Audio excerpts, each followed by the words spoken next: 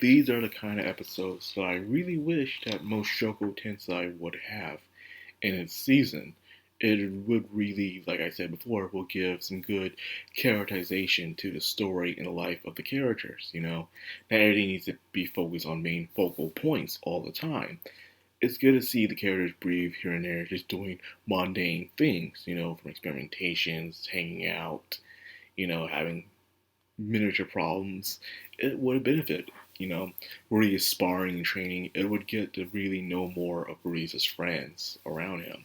So therefore we can draw an attachment to them. But I'm here to talk about Mission over here, Mission Yakuza family. And what they did is exactly what I always wanted to do, is give them some personality.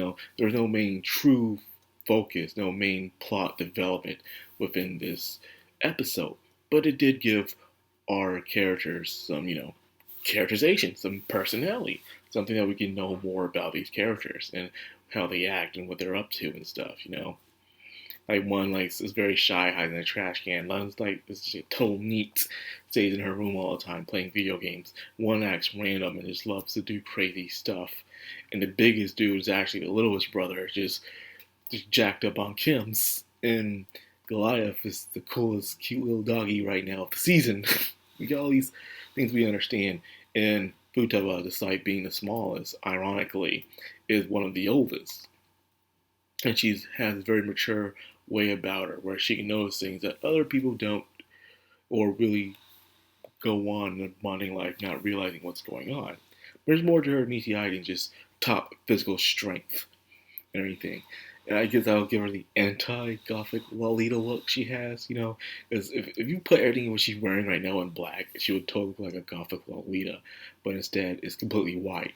And it actually goes well. You think if someone would actually cosplay this, I wonder how it would really look in real life. The eye color and everything's just completely white. It's just all white. That'll be hard to pull off. The right person will have to pull off that cosplay. But anyways, this was Tayo's true beginning of training, of being part of the family, going through just living in a mansion for a month. It's easier said than done.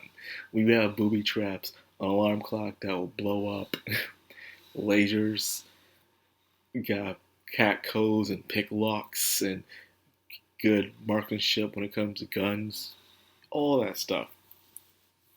An average person would fail to do that stuff. Immediately in the first week, having just walking, you might fall down a hole, walking past, open up the refrigerator, machine guns being pulled out on you. That would suck, man. But then, the one that hurt me the most is getting into the bathroom. My favorite place in the house is always the bathroom, man. You do your reading, you take your baths, you make yourself feel fresh, look fresh, all that stuff. Bathroom's always my favorite place to go to, It's a great place. And you get some good quality reading time done there as well. It just happens, No one disturbs you in the bathroom. Most of the times. Anyways, hacking codes into the thing, you can pretty much put Tayo's entire skill list on a Fallout perk card, you could say, He's good at some things, accuracy, needs some work on. He has pretty good endurance.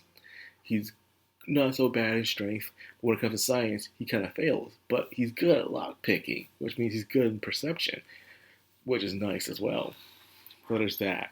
Because, the entire time he was getting used to everything but the bathroom. And he had to, hack this code that changes every minute. And he keeps failing at it despite getting better at everything else.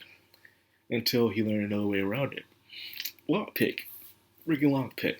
But yeah, this guy, despite being an average person, is actually doing above average adjustment when it comes to living under this house.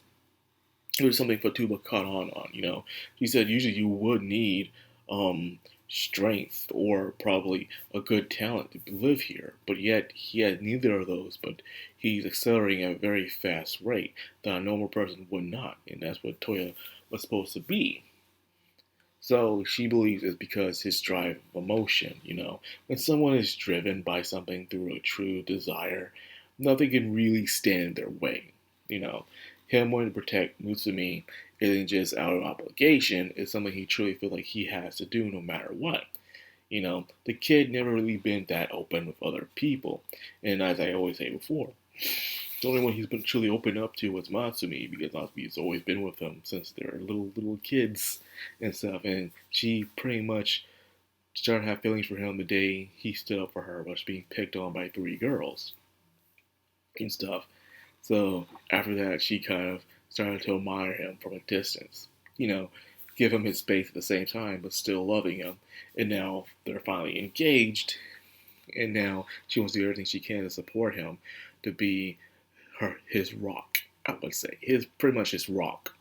So that way, if he ever falls, he has somewhere he can rest on, someone he can rely on. But as time goes on in the house of the month, the siblings start to grow attached to him, giving him pointers and advice, and even helping out with certain tasks so he can adjust to it, giving him fake skin, helping him with his marksmanship, dealing with chemicals. Everyone's been helping him out, but at the same time, he's been pushing himself a little too hard to the point he finally passes out for what happens. Surprisingly, the brother, the oldest Kaichiro, didn't do anything at all this episode. I guess he thought he would be destroyed by the house itself, but I guess he passed. I wonder what Kaichiro is feeling right now.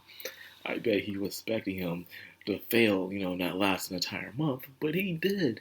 He showed his determination, pulled things through. And with that, he was able to be accepted into the family. He is now part of the Yozakura family, once and for all.